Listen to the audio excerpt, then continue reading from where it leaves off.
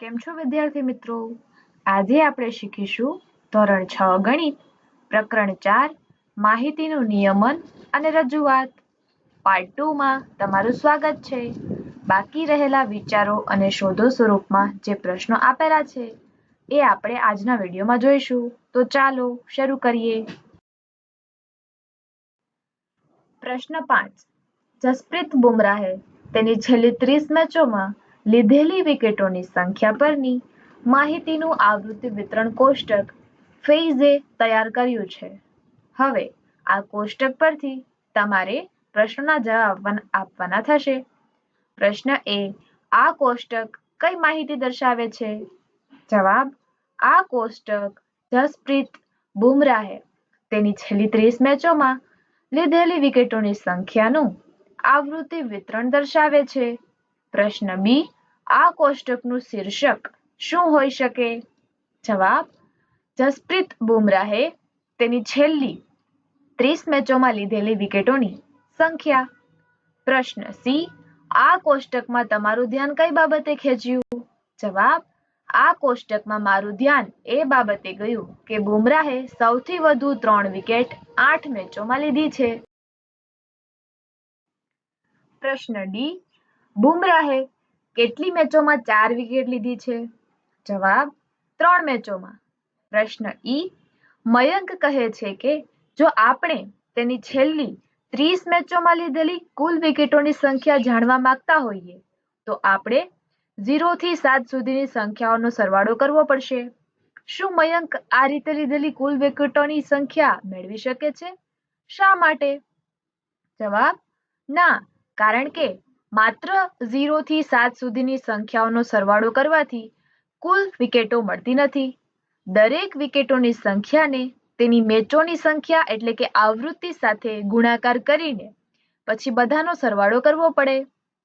પ્રશ્ન એફ, આ કોષ્ટકનો ઉપયોગ કરીને બુમરાહે તેની છેલ્લી 30 મેચોમાં લીધેલી કુલ વિકેટોની સાચી ગણતરી તમે કેવી રીતે કરશો અને શા માટે? જવાબ, દરેક વિકેટોની સંખ્યાને તેની આવૃત્તિ એટલે કે મેચોની સંખ્યા સાથે ગુણાકાર કરીને પછી બધાને સરવાળો કરવો, જેમ કે ગણતરી તમને અહીં દર્શાવેલી છે. બુમરાહે તેની છેલ્લી 30 મેચોમાં કુલ 90 વિકેટ લીધી છે, કારણ કે દરેક વિકેટ સંખ્યા કેટલી મેચોમાં આવી છે તે ધ્યાનમાં લેવું જરૂરી છે. પ્રશ્ન 6.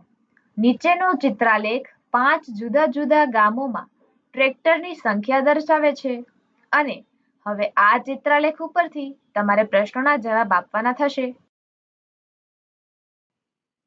પ્રશ્ન એ, કયા ગામમાં સૌથી ઓછી સંખ્યામાં ટ્રેક્ટર છે? જવાબ, ગામ ડી માં સૌથી ઓછી સંખ્યામાં ટ્રેક્ટર છે.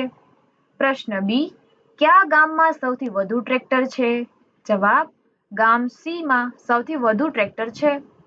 પ્રશ્ન સી, ગામ સી પાસે ગામ બી કરતા કેટલા વધુ ટ્રેક્ટર છે? જવાબ, ગામ સી પાસે ટ્રેક્ટરની સંખ્યા 8 અને ગામ બી પાસે ટ્રેક્ટરની સંખ્યા 5. આમ 8 માંથી 5 બાદ કરતા 3 મળે. અતઃ ગામ સી પાસે ગામ બી કરતા 3 વધુ ટ્રેક્ટર છે. પ્રશ્ન ડી, કોમલ કહે છે કે ગામ ડી માં ગામ ઈ કરતા અડધી સંખ્યામાં ટ્રેક્ટર છે. શું તે સાચી છે કે કેમ? જવાબ, ગામ ડી માં ટ્રેક્ટરની સંખ્યા 3, ગામ ઈ માં ટ્રેક્ટરની સંખ્યા 6. સ્પષ્ટ છે કે ગામ ડી માં ટ્રેક્ટરની સંખ્યા ગામ ઈ કરતા અડધી છે. આથી આપણે કહી શકાય કે કોમલ સાચી છે અને સાચું વાક્ય કહે છે. પ્રશ્ન 7. એક શાળાના દરેક ધોરણમાં છોકરીઓની સંખ્યા ચિત્રાલેખ દ્વારા દર્શાવવામાં આવી છે. અહીં એક છોકરીનું ચિત્ર બરાબર 4 છોકરીઓ દર્શાવે છે. હવે આ આલેખને ધ્યાનમાં લેજો. આ પરથી તમારે પ્રશ્નોના જવાબ આપવાના થશે. પ્રશ્ન એ, કયા ધોરણમાં સૌથી ઓછી છોકરીઓ છે? જવાબ, ધોરણ 8 માં સૌથી ઓછી છોકરીઓ છે. પ્રશ્ન બી, ધોરણ 5 અને 6 માં છોકરીઓની સંખ્યા વચ્ચેનો તફાવત કેટલો છે? ધોરણ 5 માં છોકરીઓની સંખ્યા 4 + 4 + 2 બરાબર 10 અને ધોરણ 6 માં છોકરીઓની સંખ્યા 4 + 4 + 4 + 4 બરાબર 16 અને આમ તફાવત કરવા જઈએ તો 16 માંથી 10 બાદ કરતા 6 મળે, માટે તફાવત 6 છોકરીઓનો છે. વિદ્યાર્થી મિત્રો, અહીં આલેખમાં એક છોકરીનું દ્રશ્ય એ 4 છોકરીઓ દર્શાવે છે અને જે ચિત્ર અડધું દેખાય છે એનો મતલબ 2 છોકરીઓ. તો આમાં કન્ફ્યુઝ થતા નહીં. પ્રશ્ન સી, જો ધોરણ 2 માં વધુ 2 છોકરીઓને દાખલ કરવામાં આવે તો આલેખ કેવી રીતે બદલાશે? જવાબ, ધોરણ 2 માં છોકરીઓની સંખ્યા 18 છે. જો વધુ 2 છોકરીઓને ઉમેરવામાં આવે તો નવી સંખ્યા એ 20 થશે. એટલે ધોરણ 2 માં હવે 20 છોકરીઓ થશે. અને એ પ્રમાણે ગ્રાફમાં જે ચેન્જ જોવા મળશે તે તમે અહીં જોઈ શકો છો. પ્રશ્ન ડી, ધોરણ 7 માં કેટલી છોકરીઓ છે? જવાબ, ધોરણ 7 માં ટોટલ 12 છોકરીઓ છે. પ્રશ્ન 8, મુઢોલ હાઉન્ડ ભારતીય શ્વાનની એક જાતિ છે. મોટા ભાગે ઉત્તર કર્ણાટકના બાગલકોટ અને વિજયપુરા જિલ્લાઓમાં જોવા મળે છે. સરકારે આ શ્વાનોને દત્તક લેનારાઓને સહાય પૂરી પાડીને આ જાતિને બચાવવાની પહેલ કરી છે. આ પહેલને કારણે આ શ્વાનોની સંખ્યામાં વધારો થયો અને કર્ણાટકના 6 ગામોમાં મુઢોલ શ્વાનની સંખ્યા નીચે મુજબ દર્શાવેલી છે. ગામ એ માં 18, ગામ બી માં 36, સી માં 12, ડી માં 48, ઈ માં 18 અને એફ માં 24. ચિત્રાલેખ તૈયાર કરો અને નીચેના પ્રશ્નોના જવાબ આપો.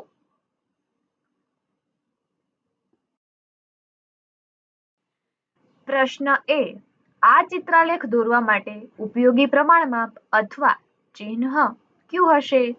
જવાબ, ઉપયોગી પ્રમાણમાપ એ 1 કૂતરાનું ચિહ્ન બરાબર 6 શ્વાન. આ પ્રમાણમાપ યોગ્ય છે કારણ કે આપેલી તમામ સંખ્યાઓ જેમ કે 18, 36, 12, 48, ફરી 18 અને 24 આ સંખ્યાઓમાં 6 થી આપણે સહેજે ભાગ લઈ શકાય.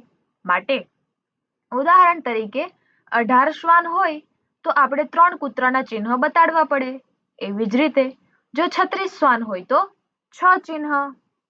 પ્રશ્ન બી, ગામ બી માં શ્વાનોનું પ્રતિનિધિત્વ કરવા માટે તમે કેટલા પ્રતીકોનો ઉપયોગ કરશો? જવાબ, 1 કૂતરાનું ચિહ્ન એટલે કે પ્રતીક બરાબર 6 શ્વાન. તો ગામ બી માં શ્વાનોની સંખ્યા 36 છે, માટે 36 ભાગ્યા 6 બરાબર 6 પ્રતીકની જરૂર પડશે. પ્રશ્ન સી, કામિનીએ કહ્યું કે ગામ બી અને ગામ ડી માં આ શ્વાનોની સંખ્યા અન્ય 4 ગામોના શ્વાનોની સંખ્યા કરતા વધુ હશે. શું તે સાચી છે? તમારા જવાબ માટે કારણો આપો. જવાબ, હા, કામિની સાચી છે. ગામ બી અને ગામ ડી માં શ્વાનોની કુલ સંખ્યા એ 36 + 48 બરાબર 84 થશે અને અન્ય 4 ગામોની કુલ સંખ્યા એ 72 થશે. માટે અહીં તફાવત સ્પષ્ટ રીતે જોઈ શકો છો કે 84 એ 72 કરતા વધુ છે. એટલે ગામ બી અને ગામ ડી માં શ્વાનોની સંખ્યા અન્ય 4 ગામોના શ્વાનોની સંખ્યા કરતા વધુ છે. તેથી કહી શકાય કે કામિની સાચી છે. પ્રશ્ન 9, શાળાના 120 વિદ્યાર્થીઓનું એક સર્વેક્ષણ કરવામાં આવ્યું હતું કે તેઓ તેમના નવરાશના સમયમાં કઈ પ્રવૃત્તિ કરવાનું પસંદ કરે છે. અહીં તમને કોષ્ટકમાં જોઈ શકો છો પ્રાધાન્યવાળી ક્રિયાઓ જેમ કે રમવું, વાર્તાના પુસ્તકો વાંચવા, ટીવી જોવું, સંગીત સાંભળવું તથા ચિત્રકામ. અહીં 1 એકમ લંબાઈ બરાબર 5 વિદ્યાર્થીઓના પ્રમાણમાપને લઈને ઉપરની માહિતીને દર્શાવતો લંબાલેખ દોરો. રમવા સિવાય કઈ પ્રવૃત્તિ સૌથી વધુ વિદ્યાર્થીઓ દ્વારા પસંદ કરવામાં આવે છે તે પણ જણાવો.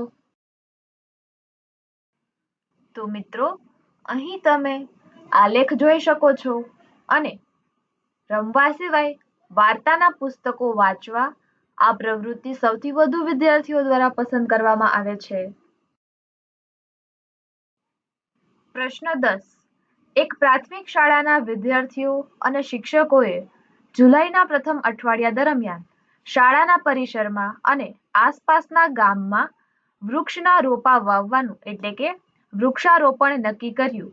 તેમણે વાવેલા રોપાઓની વિગતો નીચે મુજબ દર્શાવેલી છે અને આ આલેખ પરથી તમારે પ્રશ્નના જવાબ આપવાના થશે. પ્રશ્ન 1. બુધવારે અને ગુરુવારે રોપાયેલા રોપાઓની કુલ સંખ્યા કેટલી છે? જવાબ: બુધવારે 30 અને ગુરુવારે 40, માટે કુલ સંખ્યા 70 થશે. પ્રશ્ન બી. આખા અઠવાડિયા દરમિયાન રોપાયેલા રોપાઓની કુલ સંખ્યા કેટલી થશે? જવાબ: 312. પ્રશ્ન સી. સૌથી વધુ રોપાઓ કયા દિવસે રોપવામાં આવ્યા હતા અને સૌથી ઓછા કયા દિવસે? જવાબ: સૌથી વધુ શનિવારે અને ઓછા બુધવારે. સંખ્યા સહિત ઉત્તર તમે અહીં જોઈ શકો છો. પછીનો પ્રશ્ન જોઈએ. તમને આવું કેમ લાગે છે કે અઠવાડિયાના અમુક દિવસોમાં વધુ રોપા કેમ વાવવામાં આવ્યા અને અન્ય દિવસોમાં ઓછા કેમ? શું તમે સંભવિત સ્પષ્ટતા અથવા કારણો વિશે વિચારી શકો છો ખરા? તમે તમારી સ્પષ્ટતા સાચી છે કે કેમ તે કેવી રીતે શોધવાનો પ્રયત્ન કરી શકો? જવાબ: ઓછા વધુ રોપા વાવવાના કારણો હવામાન, વિદ્યાર્થીઓની હાજરી, કામ માટે સમય અને ઉપલબ્ધ સાધનો કે રોપાઓ પર આધારિત હોઈ શકે છે. હું શિક્ષકો અને વિદ્યાર્થીઓ સાથે વાતચીત કરીશ. શાળાની નોંધ અથવા તો દૈનિક અહેવાલો જોઈને મારી સ્પષ્ટતા સાચી છે કે કેમ તે જાણવાનો પ્રયત્ન કરીશ. પ્રશ્ન 11. 1900 અને 1970 ની વચ્ચે ભારતમાં વાઘની સંખ્યામાં ભારે ઘટાડો થયો. ભારતમાં વાઘને શોધવા અને બચાવવા માટે 1973માં પ્રોજેક્ટ ટાઇગર શરૂ કરવામાં આવ્યો હતો. 2006 થી ભારતમાં વાઘની ચોક્કસ સંખ્યા ટ્રેક કરવામાં આવતી હતી. શગુફ્તા અને દિવ્યાએ 2006 અને 2022ની વચ્ચે દર 4 વર્ષના અંતરમાં ભારતમાં વાઘની સંખ્યા વિશે માહિતી મેળવી. તેમણે આ માહિતી માટે આવૃત્તિ કોષ્ટક અને આ માહિતી રજૂ કરવા માટે એક લંબા લેખ તૈયાર કર્યો. પણ આ આલેખોમાં થોડીક ભૂલો છે. શું તમે તે ભૂલો શોધી અને સુધારી શકો છો ખરા? આલેખમાં થયેલ ભૂલો અને સુધારા વર્ષોને ઉલટા ક્રમમાં દર્શાવવામાં આવ્યા હતા. એટલે સુધારો કરીને 2006 થી 2022 સુધી ક્રમમાં દર્શાવવામાં આવ્યા છે. લંબ અક્ષ એટલે કે વાય અક્ષની માપણી યોગ્ય રીતે નહોતી. એટલે સુધારો કરીને 0 થી 4000 સુધી 500ના અંતરે સમાન માપ કરીને લંબાલેખ દોરવામાં આવ્યો છે. વાઘની સંખ્યાના લંબાલેખની લંબાઈ ડેટા અનુસાર યોગ્ય નહોતી. માટે દરેક વર્ષ માટે યોગ્ય સંખ્યા મુજબ લંબાઈ દર્શાવેલી છે. લંબાલેખનો પ્રકાર ખોટો હતો એટલે કે આડો લંબાલેખ દોર્યો હતો. સુધારો કરીને વર્ષ અને તેની સંખ્યા દર્શાવવા માટે યોગ્ય ઊભો લંબાલેખ દોર્યો છે. વિદ્યાર્થી મિત્રો, અહીં તમે આડો લંબાલેખ પણ દોરી શકો છો, પરંતુ એમાં ચોક્કસ સંખ્યાઓનું ધ્યાન રાખજો. વિચારો અને શોધો. પાઠ્યપુસ્તકના પાના નંબર 103 પર આપવામાં આવેલ પ્રશ્ન 1. જો તમારે તમારી શાળાના દરેક વર્ગના સૌથી ઊંચા વિદ્યાર્થીઓની ઊંચાઈની માહિતીને દ્રષ્ટિની રીતે રજૂ કરવી હોય તો તમે ઊભા સ્તંભોવાળા આલેખનો ઉપયોગ કરશો કે આડા સ્તંભોવાળા આલેખનો? શા માટે? જવાબ: હું ઊભા સ્તંભવાળા આલેખનો ઉપયોગ કરીશ, કારણ કે ધોરણોની સંખ્યા ક્રમમાં હોય છે અને ઊંચાઈઓની તુલના કરવી પણ સરળ બને છે. માટે ઊભા સ્તંભોવાળાનો ઉપયોગ કરવો મારા માટે તો યોગ્ય રહેશે.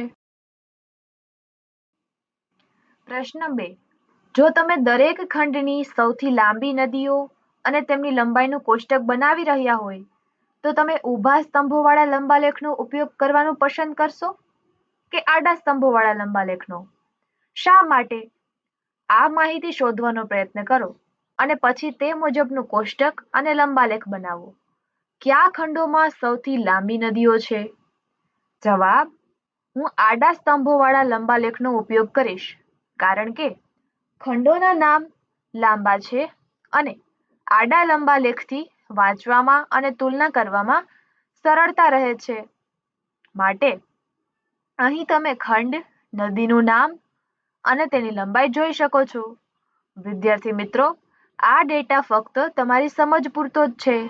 જો આમાં કોઈ ભૂલ હોય તો તમે સુધારી લેજો અને તમારા વિચાર મુજબ આનાથી વધુ સારો જવાબ પણ તમે લખી શકો છો. તો વિદ્યાર્થી મિત્રો, અહીં આ આપણું પ્રકરણ પૂર્ણ થાય છે. બધા જ પ્રશ્નો અને જવાબ પણ અહીં પૂર્ણ થાય છે. તો મળીએ આવતા વિડીયોમાં. ત્યાં સુધી આવજો. ધન્યવાદ.